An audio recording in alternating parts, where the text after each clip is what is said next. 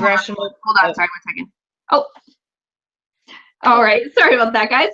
Hey, everybody. Welcome to tonight's episode of Right Millennial. Today we have a very special guest. I am super excited to chat with her. We talked on the phone for like half an hour yesterday, and we're talking again today. Aja Smith is a Republican candidate for Congress in California's 41st district. So a very brave woman. Hi, Aja. Welcome to the show. Thank you for having me. This is really great, and I'm so glad that you reached out. I hope everybody can hear me, so let me know if I need to talk louder or not. I think you sound pretty much perfect, actually. Definitely happy to have you on. I just wanted to be on. Awesome. Maybe to start with, let's talk a little bit about you and who you are. So now I know you are a African-American veteran Republican in California. So maybe little of your history, how you got into the military. Start with that. Well, you know, before I joined the military thing, I worked retail. I come from a big military family. I'm a descendant of a Tuskegee Airman. My great uncle, my grandfather served. He was a chief master sergeant. My grandmother served, but unfortunately during those times she had to get out because she had married and had kids. I've had my dad's father, he was in the Navy. So I come from a big military family. So when I was working retail one day, it was right after 9/11. I said, you know what? I want to do something bigger and greater in my life. So I did. I went to the recruiter's office, actually July was 2002 when I enlisted into the Air Force Reserves. And people say, well, why don't you go active duty? And I said, well, the recruiter talked to me. He said, well, if you're not sure, why don't you talk to the reserves? So I did, and 2 days later, I signed up.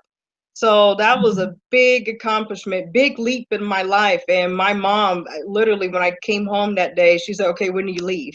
So everybody was happy for me, but I love the military so much. I did 10 years. I got out. I went inactive. I didn't retire or nothing like that. I went inactive because I was an air reserve technician. So long story short with that, unfortunately, a friend of mine passed away, and so his job opened. So I went for it, and I got the job, but I had to get out of the dual status role. So I said, you know, I'm going to take a break. But during that time, you know, I've always been active in my local politics, political. I love the political realm, local, state, federal. I just love it. So, you know, last year I said, you know, the current rep that we have, he wasn't performing. And I used to hear people complain. I complained. And so I said, you know what, since I've always been involved, I know a lot of the issues that go on in the reserve. So I want to be that bigger voice of the reserve command. And plus many other issues in the district as well that go along with it. But we need a strong voice, and everybody says, hey, you're always a fighter. So I love to really fight for what's right. That is fantastic to hear. I think it is so important, and I say this all the time to my fellow people on the right, that if you want to change things, you really do have to start at a grassroots level. It cannot always just be about the president, particularly for those of us who want smaller government in a lot of ways. We need to be at a more micro level and saying, what can we do in this town, in this, you know, in this county?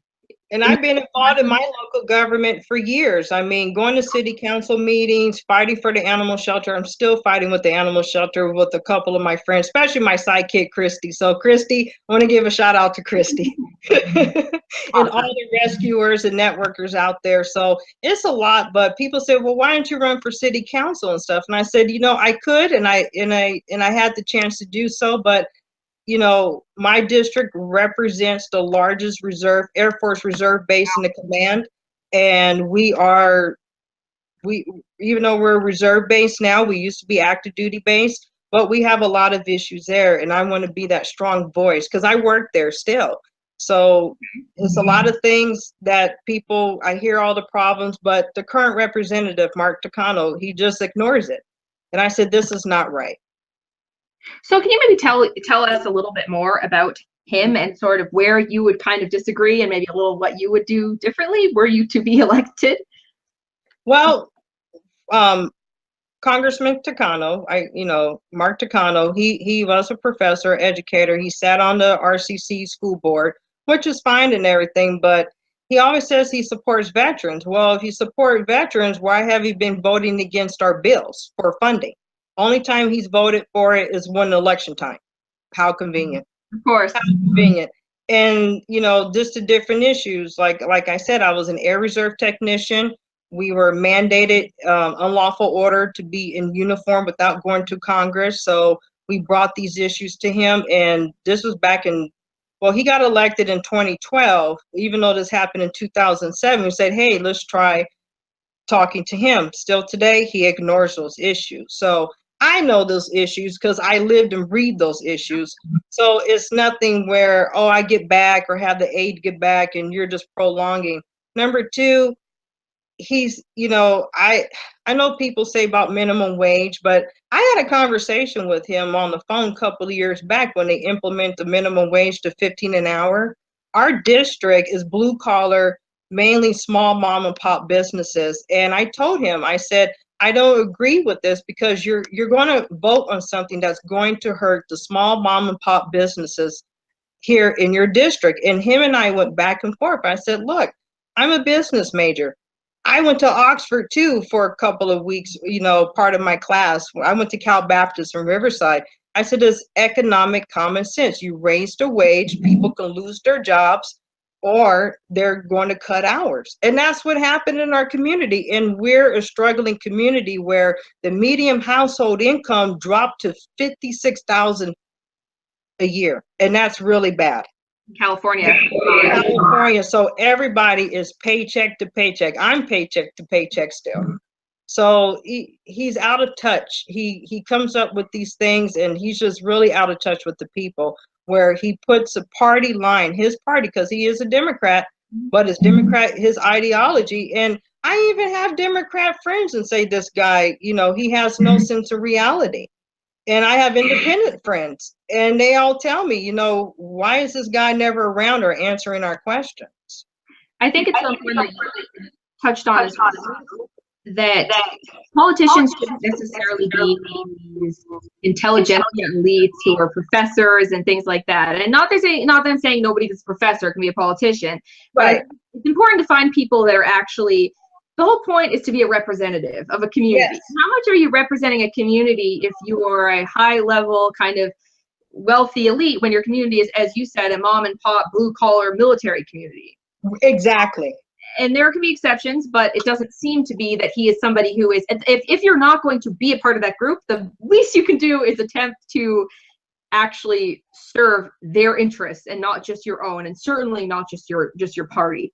No, you have to have the common sense with it, and we have to work together as both parties to make, people, especially in my district, their families, young families, a lot of youth, a lot of people, after high school, they leave out of state, they go in. We want people to really thrive within the community. We have a beautiful community, Riverside and Moreno Valley and part of Paris. It's a beautiful area out here, but we need jobs. We need better tax reform. And, when you say you're supporting vets, okay, what have you really done for the veterans? Not only the people who retired, but also the people who work in your district that work at the largest reserve base in the whole entire nation. Wow. So veterans issues, yeah. That's really important. I definitely, a lot of veteran issues. I mean, the VA issues and everything, but what about the people who are working at the base that you represent? Yeah, absolutely. Not just veterans, but active military. That this is a huge population. I am a big supporter of the military and of veterans as well. And it's an issue that I feel is so. It is an unfortunate situation where I feel that the Democrats completely, as a group, tend to turn their back on. And I find it strange because obviously there are Democrats who serve in the military. It shouldn't really be a partisan issue. You would think, if anything, it would be a unifying one, because Democrats and Republicans agree that the government should be. That is one thing that I think even small government conservatives would agree with the big government Democrats on, is that the government needs to take care of the people who are serving the country. Yes. Why do you think they don't want to do it? I don't understand. Because they just get stuck in, I had to go with the party. Me, when it comes to military veterans and Homeland Security, and not only just the military veterans, we have the border, we have a lot of other programs that they need the funding to do their job. Yeah. And that's the key issue, where we have to come together as both parties, even the independents and the other smaller parties. We have to take care of the people who volunteered and put their life on the lines, and make sure everybody has the resources. Did you know that even with homeless, a lot of veterans are homeless? Yeah. And a lot of homeless is grown across the nation. But here in our community, every time I drive, there's more homeless people. There's more and more homeless people. And I said, this is not acceptable.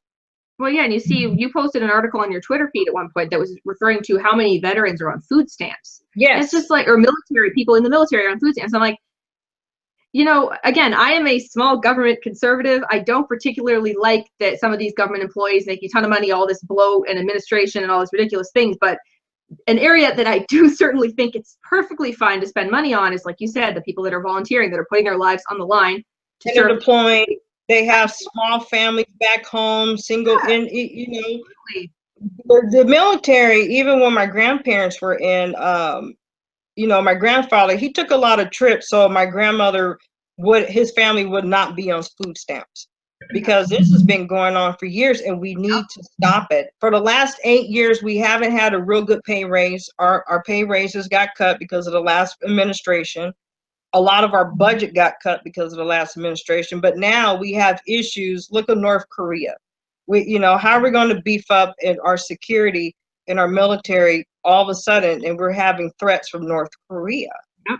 And this is something where both parties, I'm actually going to put in the independents out there, because they have a voice too in DC, that all of us have to come together and say a bipartisan, you know, don't bring your party politics. We have to make sure that everybody that's serving, even the civil service employees, that they have the adequate funding, so we can have the adequate equipment and everything to do our job.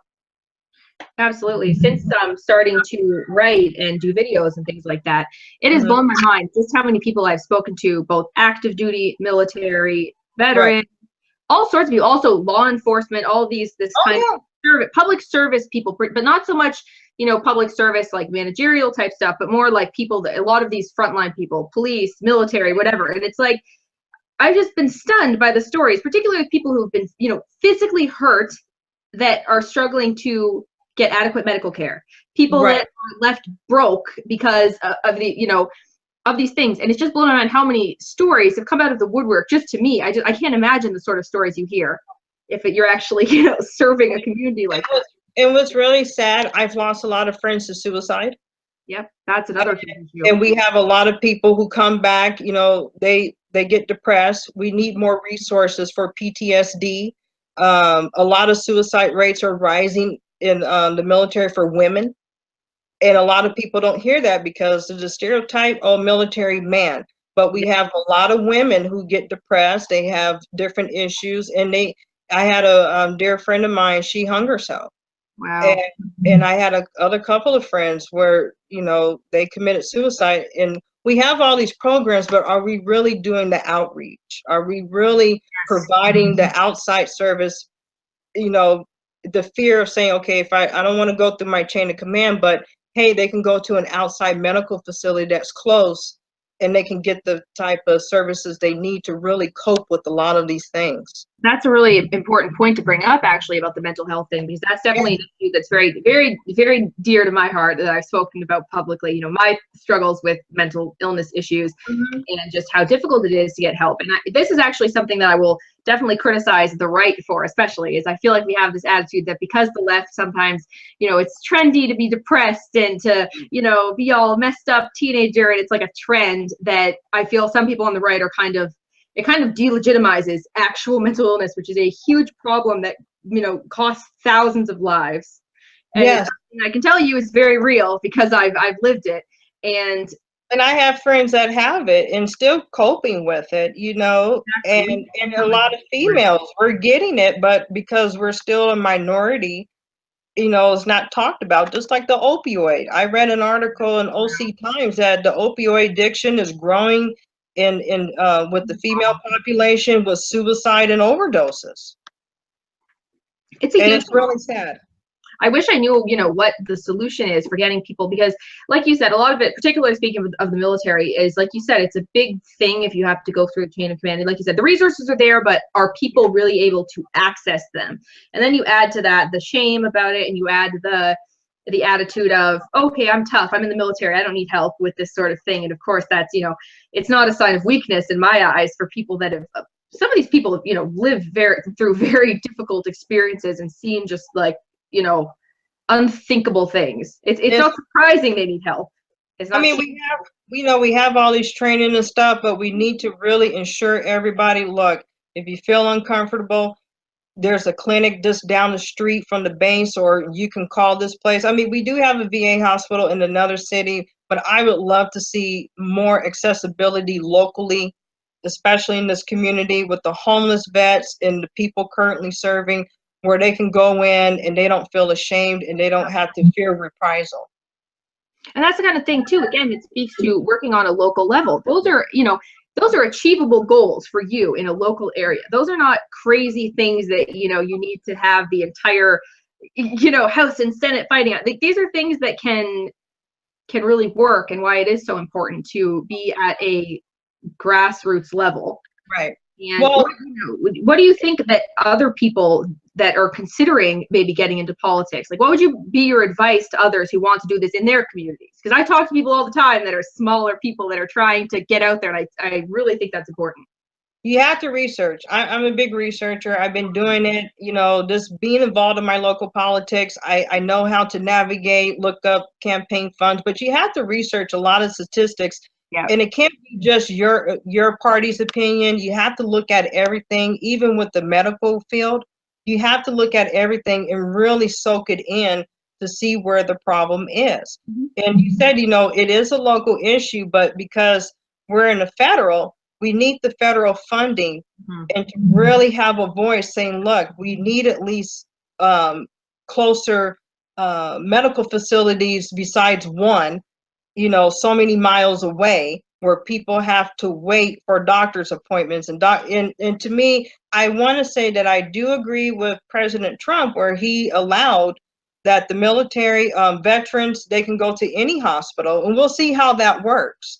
Because we do have two major hospitals in my city. We have Kaiser and we have the county.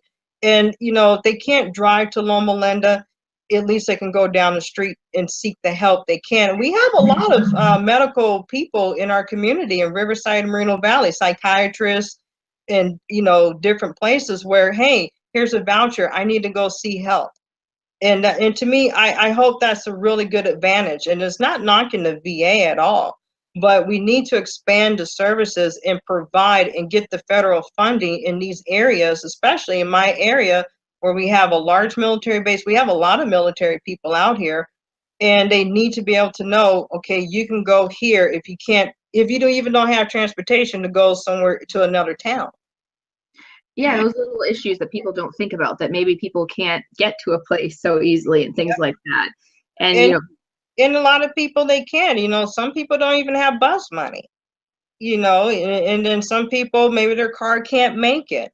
And I've been on those, and I've been in that type of position before. When I first started working, I had an older car and stuff, and I could only really drive locally till I saved. Like, I'm not risking getting onto the highway with this thing. It's going to break down. I'm going to be trapped. And people, and that's why it's so important to see people like you that are wanting to get involved politically, because how many of these, I'm not sure specifically about your opponent, but how many of these, congressional candidates and congressmen have ever, truly lived through, paycheck to paycheck. Exactly. Paycheck to paycheck, kind of borrow money for gas. I've been there, done that. Like I said, I'm not rich, and I'm entering as the underdog. And right now I tell people I'm a real person. I know these needs. I come from a single parent household. I know these needs. And I'm different. I'm not sure, went to I did go to private school first to third grade. And I went to college. I went to a private university in Riverside. But, you know, those were my choices. But rest of my life, public school, I was a latchkey kid. My mom and grandmother, they commuted from LA to Moreno Valley for so long. So I know the struggles. And, you know, a lot of people who run, regardless of what party, a lot of them need to understand we have, you know, look at your district. How many people are struggling? How many parents are single parents and everything else? And I look at the human side of that. I don't even look at the party side of that. So I would like to see more resources where, you know, maybe push the states to start using the funding better to have better transportation for people. That's the thing, and it's complicated when you know, you do want smaller government, but like you said, you do have to humanize people and realize that. See, I think for me, I have like the same sort of perspective where I definitely, you know, was not from a rich I'm not rich now, but you know, I wasn't from any sort of rich background. My dad actually works for the government, funny enough, but I'm also here in Canada. And, you know, I think when you live through not having money and you live through living paycheck to paycheck, you know, I've worked at McDonald's, I've worked in retail, I've done all that stuff. Now I have a cool job, but I didn't have that for most of my life. You know, I did crappy, difficult jobs.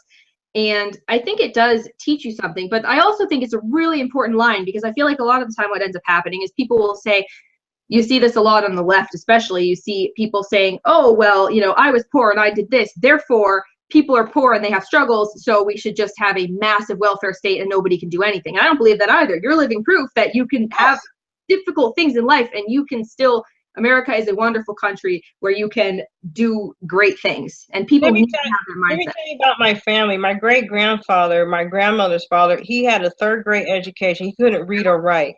They're from Louisiana, and he took the risk by bringing, I want to say about 9 children to California because he got tired of living poor. And when they came to California, they lived in the projects. And keep in mind, my great-grandmother, she was just a homemaker. She couldn't read or write, raising 9 children and worked so many jobs. And you know what he did? He started his own janitorial business. Wow. And got his family out of the projects. And I mean, and I tell people this is a time where you had no technology. You had to go out and walk or hitch a ride to go find a job. And you worked so hard to provide for your kids. And they had their own small family business and they got out the projects. And they just went from one state to another state. Same thing with my grandfather. I mean, he was born and raised in Kansas. He was drafted at 17, World War II. He fought a lot of racism, but he didn't let him hold him back. So he was World War II vet, Korean vet, and Vietnam vet, and he made it to Chief Master Sergeant of the Air Force. Well, that's the thing too, you know, you see family, this always instilled work hard, work and break those barriers. And me being a female minority, yeah, it's harder, but I still break those barriers. I I become stronger. I think that's such an attitude that it's interesting to talk about your family. And, you know, people, because it has been so like cheapened by the left in recent years, everything's racist. Just being white is racist, you know, existing's racist, everything's racist. Then, you know, when I hear that about your family, that was immediately what's going through my head. I'm thinking, okay, so they had all these huge struggles, actual poverty, illiteracy, didn't have an education. And they actually lived in a time when people were actually racist and could legally discriminate against segregation, racist. I mean, but it never stopped them from living the American dream. Never did. Here, and it's something that's so interesting to me, and I hate, you know, I feel like if all my Black guests always have to hear me talk about this, because it's like, no, you know, this is just such a thing to me. It just infuriates me how people have, you know, you look at some of these statistics with the Black community, and it's like, it should never be the case where things were in some ways better back when people were racist. You know, there are certain things that were actually worse now, and it's just like, there's no reason that needs to be the case. You know, there obviously is still racism in the world. I mean, people, humans, they're people that will do awful things. But, you know, there's really no excuse in the same way that you could say it in, you know, 1930, that you could say it now in 2017, like you, because of slavery that existed before you were born, that you are not able to participate in society. I find that very racist in itself. Well, my great uncle on my dad's side, he was one of the original Tuskegee Airmen, so he had to fight a lot of racism.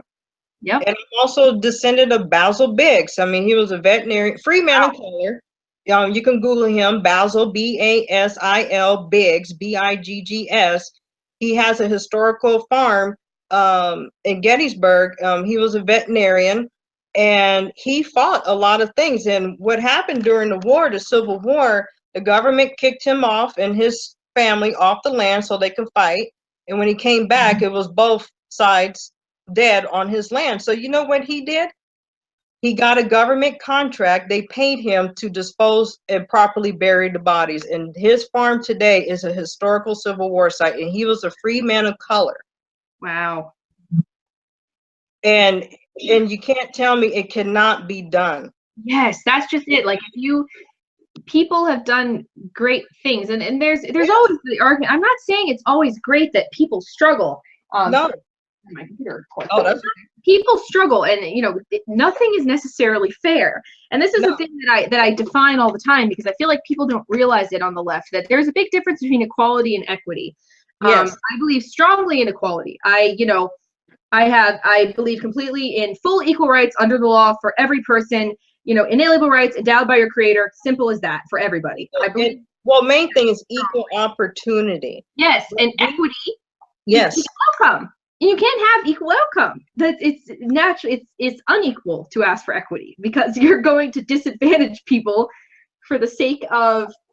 And it's so frustrating how people don't even seem to realize the difference there, because they'll say, "Oh, you want things to be unequal. You're fine with things being unfair," and I'm like, things are unfair. I don't like them being unfair. It's unfair. I mean, it's unfair.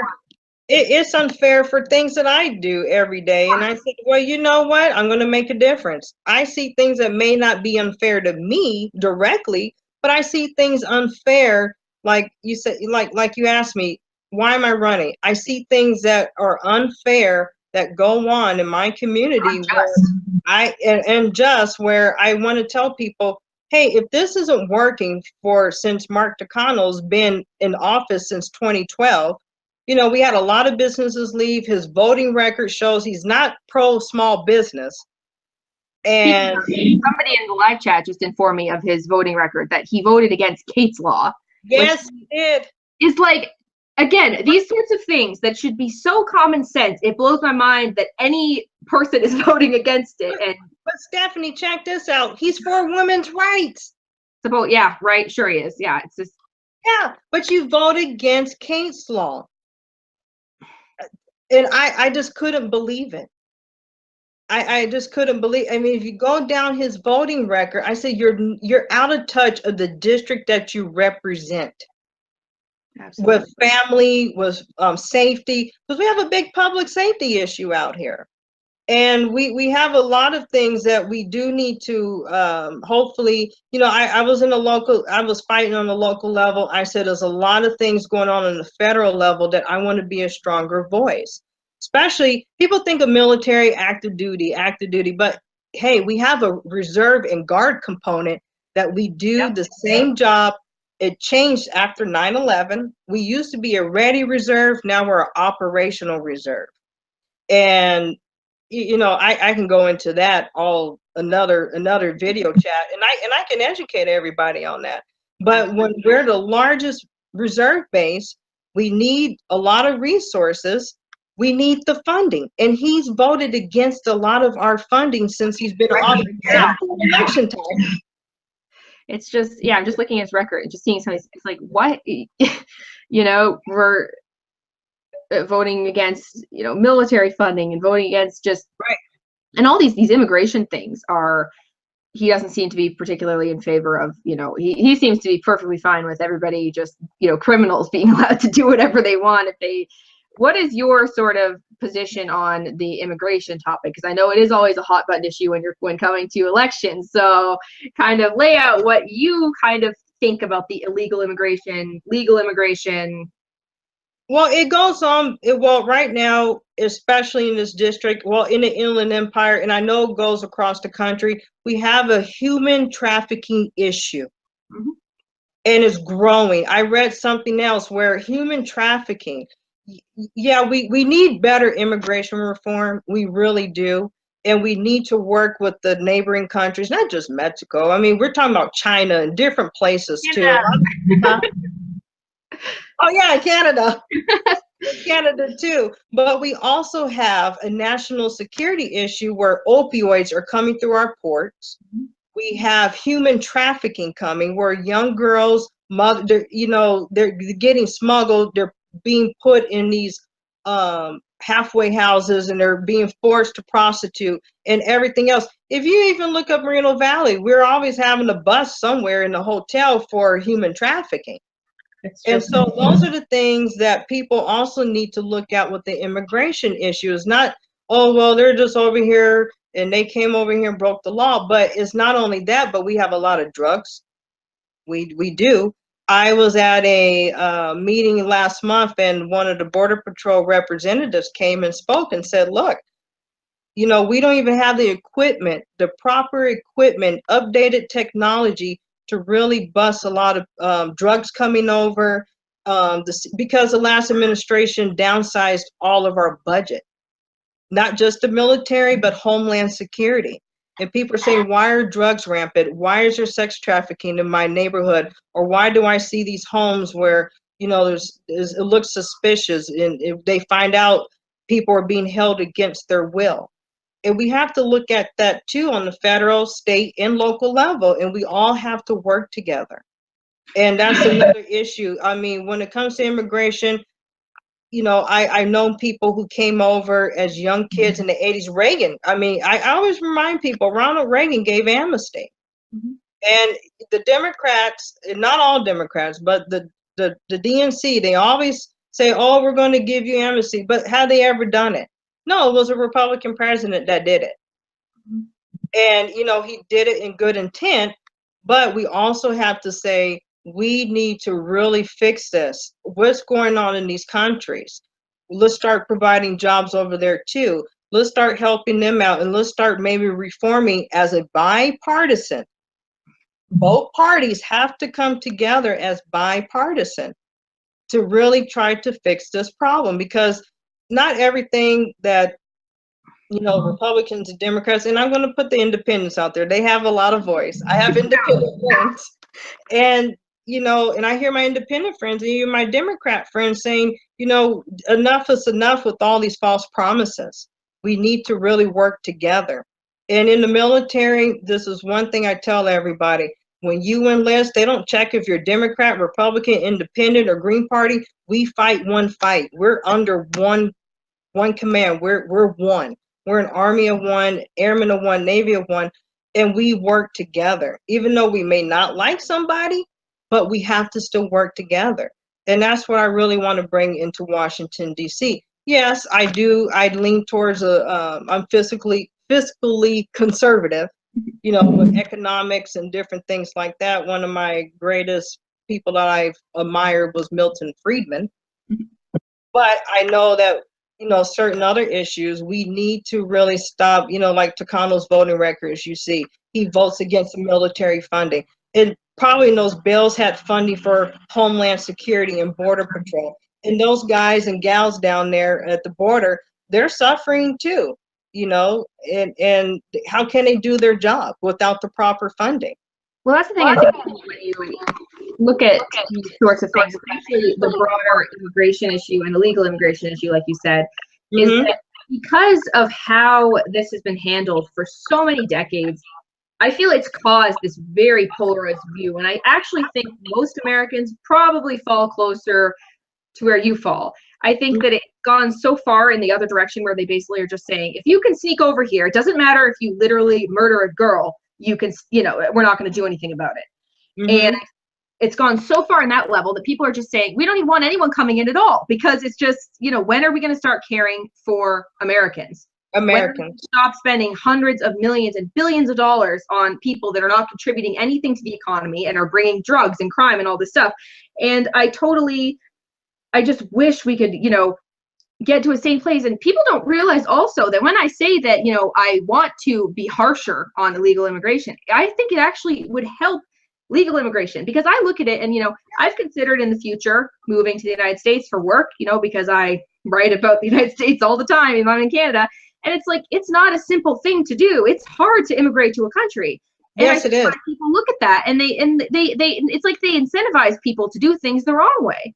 They would make it easier for me to just, I'm just gonna go over there and, like, I don't know, go have a baby or something, because that would be an easier way to get in than to go through all the work. Obviously, I would never do that because I love America, and it's really important to me to, if I do in the future decide to join the country, I would like to do it properly.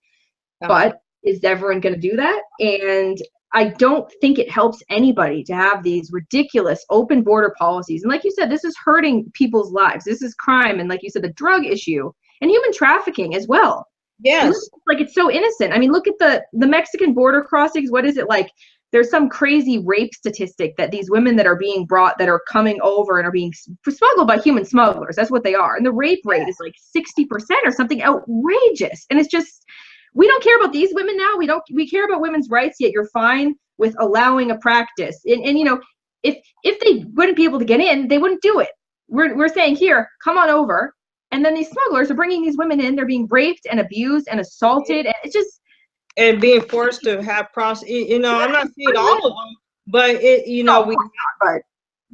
we have those statistics out there, and I read them all the time. And that's where both parties, I say all three parties, because the independents are rising. We all need to work together and say, okay, how can we really fix this? It's not going to take a year. It's not going to take 2 years. It may take 10 years, but we need to find something to fix this. Especially, people say, well, we're women's rights, we're women's this, but a lot of young women are getting raped, murdered, being forced to prostitute. Not all of them, people come over with their families and they settle in, but there are good people everywhere. There it's a lot of good people, but I've known and I served with people who joined the military to get their citizenship, and they're I didn't even know. They're like, hey, we got our citizenship today, and I'm like, really? And there's ways to get it, and they're American. They're American Airmen, they're Marines, they're Army, they're Navy, they're Coast Guard, and they love America. Well, that's a huge thing, a love for America. That to me that is a fundamental thing that I think we need to look at. This is not so much referring to the Mexican immigration, but when you talk about immigration from other countries, it should be a bare minimum prerequisite. If you are coming to the United States, you cannot be hostile and against the United States. That just makes no sense to me. We're allowing millions of people that are basically from countries that blatantly on a governmental, cultural level are like, America's terrible. Mm-hmm. That shouldn't be even a question to me. Well, a lot of things too, because I've dealt with national security issues. I'm getting my master's degree in security management. Wow. So I had to take a little break because I'm campaigning, but I have 5 more classes. But we discuss these things. I've been a security manager now since 2004, so a little bit over 10 years. And you learn all this stuff, anti-terrorism. And you learn where it's not only that part, but you have to look at the national security issues that goes along with different other things that, people say, well, you're only bashing immigrants. Well, no, I'm not saying everybody's coming over that are bad, awful people, but there are few that do. And how do we handle these issues where the funding is not going to the Border Patrol agencies, Homeland Security, the whole Homeland Security agencies? How can they really do their job? And if we have people in Congress and the Senate that are voting against these bills, how are you protecting what's going on in the homeland? Well, that's just the thing. And again, it's something I would, be fine with government spending on, because these things are essential to the country being able to function. And it just annoys me when I see all this money, the amount of money that is wasted on the dumbest things ever that do not need to be getting a cent, let alone, hundreds of millions of dollars. Oh yeah. What are some things you can think of in your district or in your state, maybe, what are some things that you find to be, a very poor use of funds that you think would be better served elsewhere? Well, I don't know if anybody everybody looks at California. We're always staring at you guys. It's a state level issue, but just recently they're charging us 10 cents per paper per plastic bag. Yeah, And I'm like, really? Where is this money going to? So I really looked at this bill and I researched. It's not even really going to help eliminate. It's just going into somebody else's pocket. And I tell people, follow the money to see what you're going to vote for. Same thing with Jerry Brown's gas tax. Did you know my opponent asked the oh man, I feel so bad because I forgot her name. He wants money to help support the bullet train. Yeah. Nowhere. And I'm like, did he really write this? As soon as I want to say it's Margaret Chow. That's the head of Department of Transportation, Mitch McConnell's wife. We can Google this. Yeah. I wouldn't know offhand either. Don't. I'm sorry. I know everybody's like, oh my gosh, she just lost votes or something. No. It's. I had a very long day at work. So remember every single person in government. I mean, there's no way I would. But he wrote a letter. He was part of the letter. You were very close. Yeah. And he supports the bullet train. And this is taxpayers' money that's going to be spent on a train to nowhere for Jerry Brown. And I'm like, that money could really fix our roads here in California. We have crumbling infrastructure. Our airports, LAX and all these other airports, all that money that's going to be spent on this bullet train can actually help our roads and our freeways better. And to raise our gas tax, where's that money going to go to? And everybody, I know Democrats, Republicans, I mean, just the actual people, it's going to hurt my community more because a lot of people commute. Yeah. They commute to LA, they commute to Orange County. They may commute to Temecula or different parts and maybe like 20 or 30 miles, but that's a lot of money to be tacked on for gas.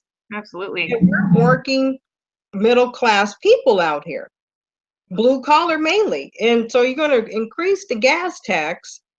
And, you know, luckily I live and work only 7 miles, but still, that means I'm pretty much trapped in my city. I can't go anywhere else because of gas.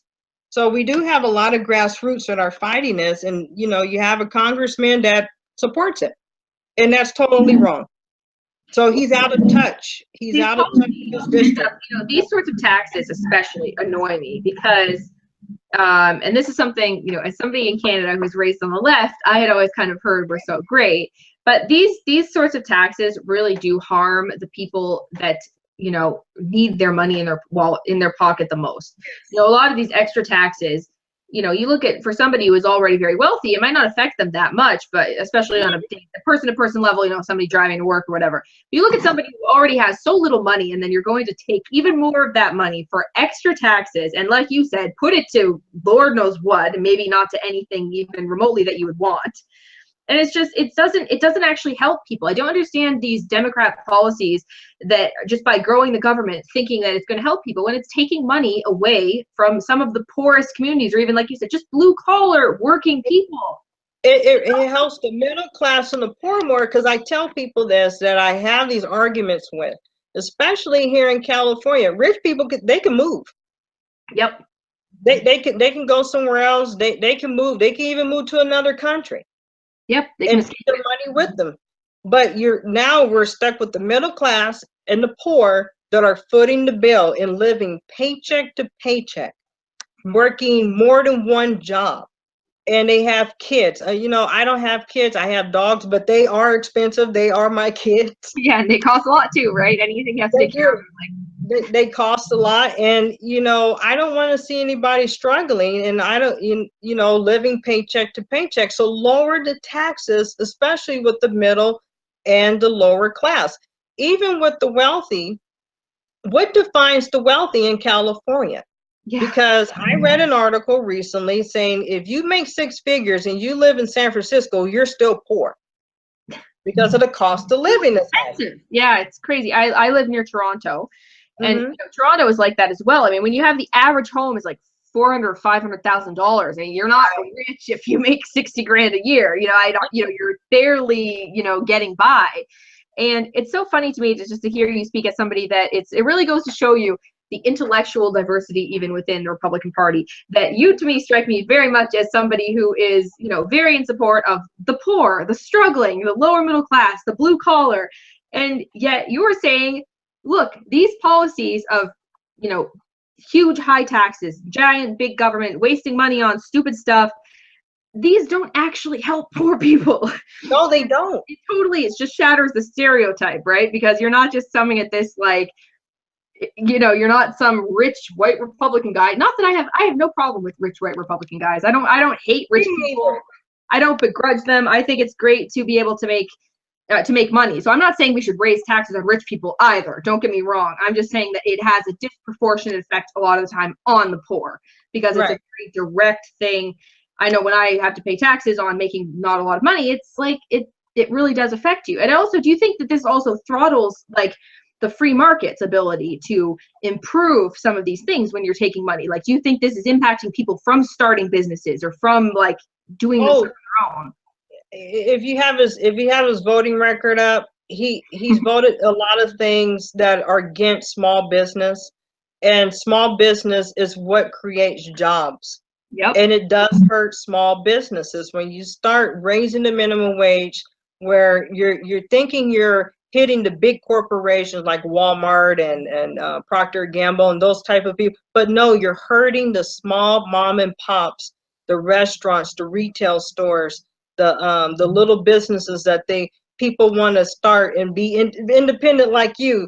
You know, I think you have like the coolest job. You work from home, and you know, they have to lay people off. I go out to dinner a lot. Me and my family, we go to a lot of the restaurants we've been going for years. Hey, where's so and so? Oh, we had to let her go, or we had to cut their hours. We couldn't afford it because we have to pay the payroll tax and this tax and that tax, and they have to live too. And you know, I used to waitress, so I know the struggle. But you make a lot with your tips. But if you lowered the taxes, and if you keep the minimum wage, guess what? If you keep it as low as, you know, $7 or, you know, $10 to me is enough. California, we're at $10. $10 is enough. Just leave it alone. Yeah, leave it alone. And I have to tell everybody, even Hillary Clinton even said that 15 was too much. Yeah, well. And then of course, she said, oh no, we'll raise it to 15. But that's another story. So, and then they have to raise the prices on the menu. So just recently, we went to another local place, and they had to tell us up front, everything went up for $1 or $1.50. So that's hurting me as a middle class person, that I can't really order the appetizer, the main course, and the dessert, and just stuff my face. No, I had to cut back on, okay, do I order the appetizer and just eat that for my meal and dessert, or why can't I have all three? And I feel bad, and then I want to tip big. I'm going to give the waitress $5 or $10 tip, because I used to be a waitress, so I know the struggle. And this is what the issues that my opponent, Mark Takano, he doesn't get it. And it is this basic economics. When I bring in more money, I go spend more money. Yeah.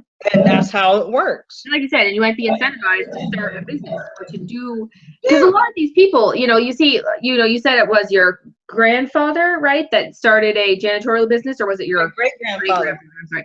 And you know, somebody like that, you know, you look at people today, and it's like, people do not like living paycheck to paycheck at these kind of difficult jobs. And I have no disrespect at all for people. Like, I don't care if you're a dishwasher. I don't care if you clean a parking lot. God bless you. Go out, do what you need to do to take care of yourself and your family. No problem at all. But a lot of people do want to do more than that, but they end up trapped in these low wage jobs that they don't want to be in, because it's so difficult to get rid of any security. Because when you're hanging by a thread and you're living paycheck to paycheck, it's very hard to step out and say, okay, I'm going to start a small business. And I'm going to do that. And I think that would be so improved if people could keep a little bit more of their money. And like you said, when they go out to eat, they could spend a little less. They could spend a little less on gas. It's very intimidating to start a business and thinking, okay, like you said, they have to pay a payroll tax. We have to pay this, and we have to pay that. These regulations that are going to completely, it really does hurt the people that could be, like you said, living the American dream. And not to say it's not doable anyway. You can clearly do it even with all these obstacles. But let's make it. But you won't be able to hire people. You won't give, you know, and grow the economy and the local economy you know, and I look at everybody's voting record, and I say, you know, especially the small business associations, and they put this out there, and they said, look, this really does hurt. Nobody's seeing everything that goes into what the, like you said, regulations, and sometimes there's just too many regulations where, hey, you want to open up a lemonade stand, but you had to get all these permits. It's like, really? You know, you know, when my mom was growing up and stuff, you can have a lemonade stand without the, you know, health department coming and citing you. Right? I mean, yeah, I'm sure there are some things we have to have, but it's like the level it's at is just. And a lot of people who start small businesses, you know, they want to be able to hire people and have them run it Monday through Friday while they can relax and they can do what they want to do at home. Isn't that the part of owning a business? Because you want to grow it, unless you just want to stay end up having to work yourself. Owner. Yeah, unless you just want to stay a small business owner, that's fine. But I know a lot of small business owners, they say, we wish we can get a day off, but we had to cut staff. So you end up just doing it yourself, doing everything yourself. I understand this. I'm a small business owner, and it isn't easy, and you definitely end up having to make sacrifices and do a lot yourself. And I'm fortunate, like you said, I have the best job ever, and I love my job, so it's hardly like work to me. But I'm sure there are times when I'm like, I don't actually want to do this, and it'd be nice, you know, it's easier to hire people. And obviously it depends on the industry. Being in the media isn't so bad because there isn't so many regulations. I'm not having to have some health department or something like that coming to my house and telling me what to do. But, you know, it's still a thing for a lot of people. I do think, though, that it is important to me to stress that even though these obstacles do exist, I think that it is pretty miraculous what you can do even in spite of that. And I don't want people to ever feel like, and again, this is the defeatist attitude that I cannot stand from the left, that because there are these obstacles that you can't do it and you're never going to be able to have a business or do whatever. The American dream is still out there, but I do think it is those of us who are able to make it better for people, make it easier for people, we should do that. You can do both. You can think it's possible and still want to make it a little easier for people. Well, you have to have faith and perseverance, and like Absolutely. You said, and the government really needs. We gotten so big with government regulations at all levels, and it needs to stop. I mean, you hear stories where Italians came over, the Chinese came over, the Irish came over. What did they do? They started a lot of businesses because back then there wasn't hardly any of these regulations and high taxes. Now you have immigrants and anybody coming over. They're like, well, we thought, what happened to the American dream? Now we have to get on welfare. Now we have to work 2 and 3 jobs before we can even pay for the business license. Yeah. And you know, they just want to open up a little shop somewhere, so they have to go through all this red tape, and it's hard. And you know, a lot of the career people in Washington D.C., they need to really look at this, especially in the districts where they represent, regardless of what party you are in. You need to go to the Chamber of Commerce and see what the issues are for everybody that has a small business. Because it really is the core of the country, right? Yeah. They're the job creators. All these things that were built on these businesses, and all the, you know, all the technological prowess and all these things that were created by people who did that. And you know, it's true that it's always hard, right? Even if you live in a climate where the regulations aren't there and you know are low taxes, it's still hard to be a business owner. You know, yes. I support it on the other level of saying, look, you can do this if you want to do it, because it isn't easy, but it's also incredibly rewarding. And I think, like you said, a lot of these people that they either say they're going to go on welfare, or they're going to just go to a very low wage job and they're just going to survive. Right. And again, if there are people who choose that, who have very simple lives, that they just want to do a simple job, come home with their kids, eat dinner, I have no problem with that. What I have a problem with is people that are fetus and think, I want to be doing X, but I can't do it because this. I'm just going to sit there. So what are your kind of thoughts on some of these kind of welfare programs and things like that? Like, what are your thoughts? You know, for so many years, I used to see issues that go on Detroit, Chicago, Baltimore, the inner cities. And I said, these welfare programs are not helping people to get off welfare. And that's the problem. They just say, well, I think it was in Baltimore where they were spending money to build the nice side of town, instead of saying, hey, let's redevelop the low income housing to make it nice and to bring in job opportunities so people can, to really push people to get off of welfare. Welfare was established as a temporary thing. Now it's become permanent for a lot of people. And people say, hey, why, I could just collect a check. No, but no, you're able-bodied to work. I know people who are on the system and stuff, and they want to work, and they do work here and there. They get food stamps, but they also go to school and they get a better career path. Like for my grandmother's day, they had, I think she told me, was the WPA program, where women, especially minority women, if they were on welfare, they had to go learn a trade. So they became a teacher or a nurse. We need to bring those types of programs back. So then after they graduate, they get a good paying job and get out the system, and they can move out the, Section 8 or low income housing, and they can get off the system and they can have a self-pride. And we need to bring that back. Well, I was looking at someone, Michael in the chat had said this actually a little earlier. He said, when the people benefit from not working more than going to a job, the system is broken. And, you look at some of these things and it's like, partly, like we said, like we've been saying, because of the taxation, the regulations, all the stuff, people are making, in some cases, you're actually like disincentivized from getting a job when you're on welfare, because if you're making basically the same, what do you think people are going to choose? People are lazy. They're going to say, everyone's lazy. We all have lazy tendencies, myself included. But that's not always true, because you have a lot of cities that work, I'm a business major and I worked retail, and I learned a lot in retail where a lot of people don't know this. Let's say you have a store that's in a really nice area. Let's just think like Orange County area. I'll say store X. And then if you go to my city in their store X, there's different quality of everything. And a lot of people don't pay attention to it, because I went to the store that I used to work for, and I went to South Coast Plaza, and I went to the same store. I said, how come we don't have all these other types of different clothes? Because of demographics. Yeah, that's true. You don't see that. Companies look at demographics. And if you're going to invest in a city where the median household income is so below poverty level, are they going to invest there or not? And that's something where the government and a lot of people don't know. They may look at my city. Are we going to bring in a Fortune 500 company? I mean, now we're getting some stuff in, but we need to bring in more job opportunities to get people out the system and raise the median household income. If you look at some towns that are very, their low poverty rate, and they just don't have anything, then we need to really find solutions saying, how can we invest in these communities so we can get people off of welfare? That's another really companies, they don't do that, because like I said, I'm a business major. I'm not talking as a Republican or Democrat, but I know how it works, especially working for companies like in retail. You worked retail. Yeah, absolutely. And you learn a lot in how they distinguish what type of store is a flagship store, is a high selling store, is it a low income, like.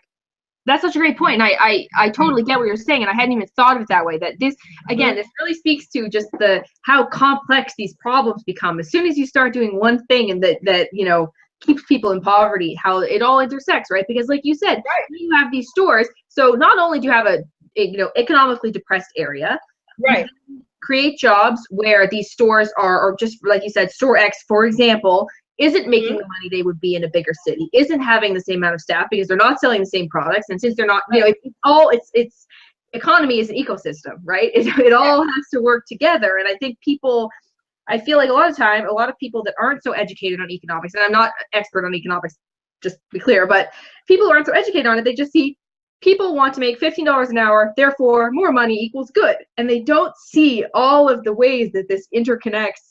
Or they say, let's raise welfare payments because more people have more money and they're going to be better. It's like they don't realize that a lot of the time they're creating their own destruction in these communities and keeping that income low. And then, like you said, it's not going to attract business. No, it's not going to attract the business to even help somebody say, hey, we got a Starbucks in our community now. But are they going to come into a community that's lower in the medium household? I mean, I'm pretty sure they do, but how many are people going to apply? Now that the minimum wage is going up everywhere, a lot of things are going automated. I said this from day one. When you start raising these wages, McDonald's, they're going full automated. I went to another restaurant where I could just pay at the table. I don't need the waiter. And I always try to say, take my card. I want to keep them busy because I was on that end of the stick. But now you can pay at the table, you can order at the table, and the waiter or waitress come out and just bring your food. And I like that. Well, look at grocery stores. We have a Home Depot. Now everything's going self-checkout. Yep. So we're actually losing jobs just because of that, because the big corporations, they can get by with it. Yep. And that's where I know people say, well, we're going to stick it to the big corporations. No, you're hurting those people that work in those places like Target and Walmart and grocery stores, where they can afford to put all the technology and cut staff, cut the hours, but now you're going to trickle down and hurt the mom and pop stores. I don't understand that you, by opposing this, because what people do is they mistakenly conflate capitalism with corporatism, and then they attack capitalism. There is crony capitalism. I don't deny it. Yeah, and corporatism isn't, and that's not something that, I'm not a big fan of Walmart particularly. I'm not. Nobody is. But I realize, because I try to educate myself on economics, that by the way we are attacking Walmart does not work.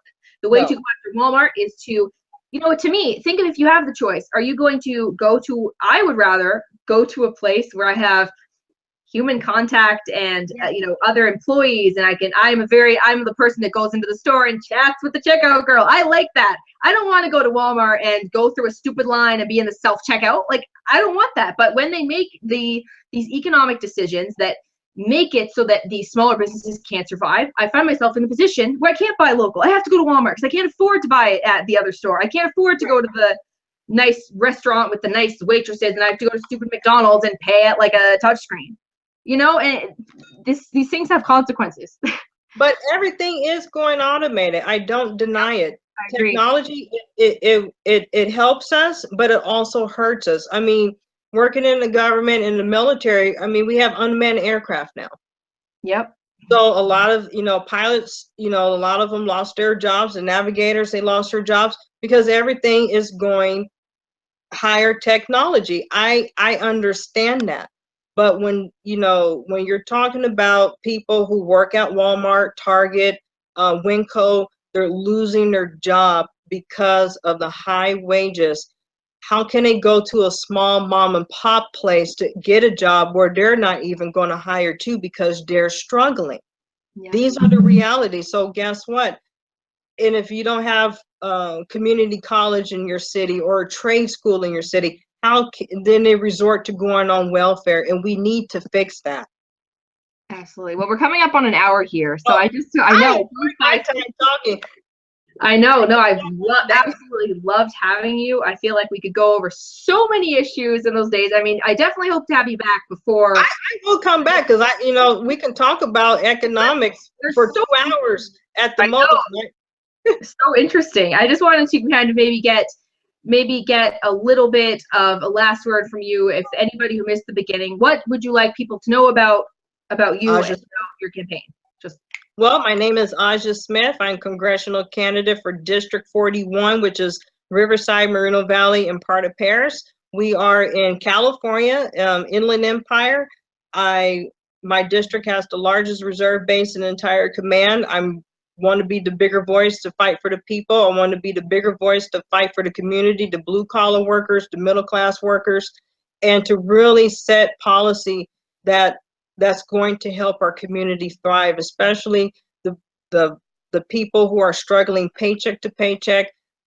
Voting against tax cuts is not going to help us out here. I come from a diverse, good family, strong background. My mother was a single mother. I still live at home. That's kind of, people say you still live at home, but we take care of each other. That's family.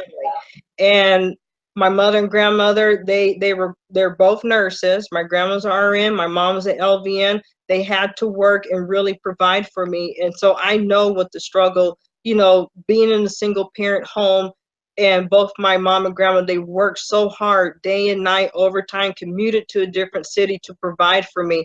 And that's the things that I want to show to the community. I know how you feel. And, you know, I had an absentee dad, but, you know, he was in and out, but we made up. So, you know, I'm not rich. I'm the underdog in this whole entire race. But I want to tell people, I'm there to be your voice in DC, and for DC to really pay attention to us here in District 41, because our representative, I don't even know where he's at. Look at his voting record, see how he votes on different issues. And if I don't care if you're Democrat, Republican, or independent, you have to look at, we are Americans. We want to live the American dream. We want security. We want good jobs. We want good schools. So we have to look at these issues with these candidates that are running at every election, regardless of what level of government. That is awesome. Thank you so much, Aja. That's so inspiring. I feel so patriotic right now to talk about the American dream. And I just wanted to mention to you guys as well, I have all of Aja's links in my description box. Follow her on Twitter, like her on Facebook. Those things make such a difference. Even if you're not from the area of California, like I'm not, just show her that support. Get behind her in numbers. And like I said, I always talk about this. If you are the kind of person like me who talks about these broader issues and is talking about these big conservative issues at a federal level, concern yourself with these local or, like, you know, smaller races. Yes, it's for Congress, but these, you know, this grassroots stuff, because this is where the changes can really happen, finding these real people. And I know that a big thing for Aja's campaign that would really help her is finances. So if you have a bit of money to donate, you know, these $25, $30. Help. You know, if you can donate more, you know, I'd be truly blessed.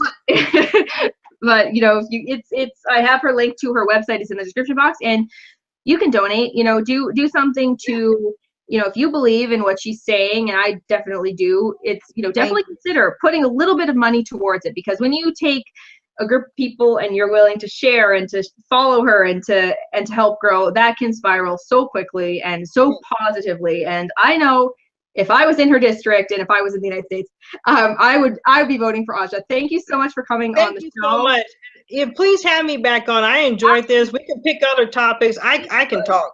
I know, me too. We both are kind of talkers. I definitely will, and I know I'll definitely have you back, and definitely I want to have you back again before the midterms because it's gonna be fighting time. Hey, maybe you'll blow up by then. Time for my little show. Oh no, your little show is what I represent. You know, because you're a single mom and you're raising your kids, and you're doing something that's very positive. You know, and you're making a difference yourself. Your show's gonna blow up, and I know it, and I see it for you. Thank you so much, Aja. That's so sweet. All right, guys. Call me and message me anytime if you want to talk. I will be in touch. Absolutely. And yes, and you guys also, if you guys have any further questions or you want to help her out or get involved, I know she'd love to talk to you guys. Get at her on Twitter. Yep. You know, go on her Facebook. I know she's that kind of like you said, even if you're from outside the area, if you can, sometimes that's how you have to do it to get the support locally. You have to say, look, these people get me. What do you guys think? So exactly. Thank you so much, Aja. It's been a really fantastic show tonight. Good night, everyone. Thanks, guys. And good night.